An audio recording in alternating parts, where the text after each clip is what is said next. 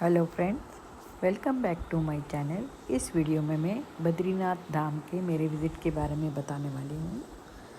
उससे पहले अगर आप लोग मेरा चैनल को सब्सक्राइब नहीं किया तो प्लीज़ लाइक कीजिए, सब्सक्राइब कीजिए और कमेंट कीजिए और वीडियो को अंत तक ज़रूर देख लीजिए। चलिए शुरुआत करते हैं। श्री बद्रीनाथ धाम भारत के उत्तराखंड राज्य के चमोली ज़िले में अलकानंदा नदी के तट पर स्थित भगवान विष्णु को समर्पित एक अत्यंत पवित्र तीर्थ स्थल है। यह देश के 4 धामों और छोटे 4 धाम में से एक प्रमुख धाम है। ये समुद्र तल से लगभग 3100 मीटर या तो 10,000 फीट की ऊंचाई पर स्थित है। इसका धार्मिक महत्व और इतिहास इस प्रकार है। इष्ट देव यानी यहाँ भगवान विष्णु के रूप बद्री नारायण की पूजा की जाती है और गर्भगृह में लगभग 1 मीटर ऊंची शालिग्राम शिला से बनी भगवान बद्रीनाथ की काले रंग की मूर्ति स्थापित है और एक कमान। मान्यता है कि इस धाम की स्थापना आदि शंकराचार्य ने सतयुग प्राचीन काल में की थी। इसे 108 दिव्य देशों में गिना जाता है और बद्रीनाथ का कपाट खुलने का और बंद होने का समय।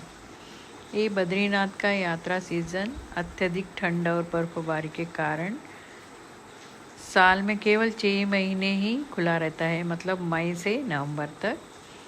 और ये कपाट कब खुलता है? आप अप्रैल के अंत या मई के शुरुआत में वैशाख मास के दौरान कपाट खोले जाते हैं और नवंबर के तीसरे या चौथे सप्ताह में शीतकाल के लिए कपाट बंद कर दिए जाते हैं, जिसके बाद भगवान की उत्सव मूर्ति को जोशीमठ नरसिंह मंदिर स्थानांतरित किया जाता है और उधर पूजा किया जाता है।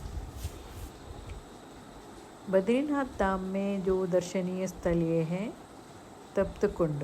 ये मंदिर के पास प्राकृतिक गर्म पानी का कुंड है जिसमें दर्शन से पहले स्नान किया जाता है।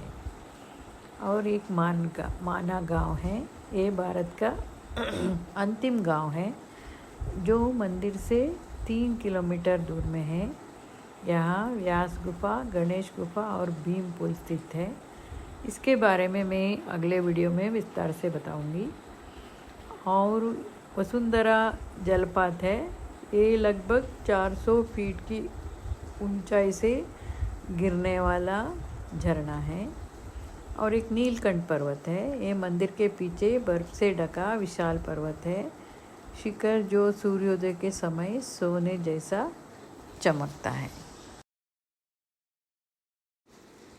इस मूर्ति को कई हिंदुओं द्वारा विष्णु के 8 स्वयं व्यक्त क्षेत्रों यानी स्वयं प्रकट हुई प्रतिमाओं में से एक माना जाता है।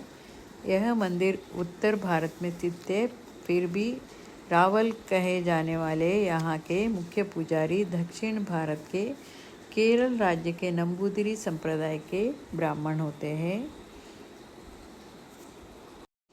विष्णु पुराण, महाभारत और स्कंद पुराण जैसे कई प्राचीन ग्रंथों में इस मंदिर का उल्लेख मिलता है।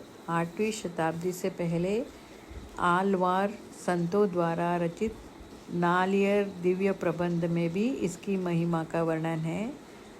बद्रीनाथ नगर जहाँ ये मंदिर स्थित है, हिंदुओं के पवित्र 4 धामों के अतिरिक्त छोटे 4 धामों में भी ये गिना जाता है और यह विष्णु को समर्पित है। एक अन्य संकल्प के अनुसार इस मंदिर को बद्री विशाल के नाम से पुकारते हैं और विष्णु को ही समर्पित निकटस्थ 4 अन्य मंदिरों यानी योग ध्यान बद्री, भविष्य बद्री, वृद्ध बद्री और आदि बद्री के साथ जोड़कर पूरे समूह को पंच बद्री के रूप में माना जाता है। बद्रीनाथ आने के लिए 3 और रास्ते हैं। रानीखेत से, कोटद्वार होकर, पौड़ी से और हरिद्वार होकर देवप्रयाग से। ये तीनों रास्ते कर्णप्रयाग में मिल जाते हैं। राष्ट्रीय राज्य मार्ग बद्रीनाथ में होकर गुजरता है।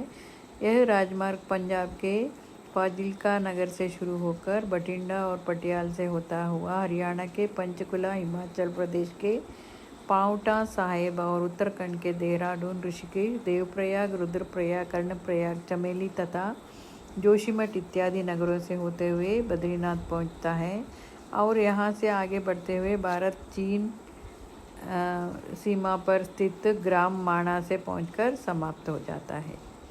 केदारनाथ की ओर से भी गौरीकुंड से गुप्तकाशी, गोपेश्वर और जोशीमठ होते हुए सड़क मार्ग को से आ सकते हैं। बद्रीनाथ में ठहरने के लिए बहुत अच्छे अच्छे होटलों हैं और इधर का खाना भी बहुत अच्छा रहता है। केदारनाथ धाम जितना इधर चलना भी नहीं है, ये आसान से इस धाम को हम लोग जा सकते हैं। वीडियो को अंत तक देखने के लिए बहुत बहुत धन्यवाद। अगले वीडियो में मैं माना गांव के बारे में बताने वाली हूँ। तब तक के लिए बहुत बहुत धन्यवाद।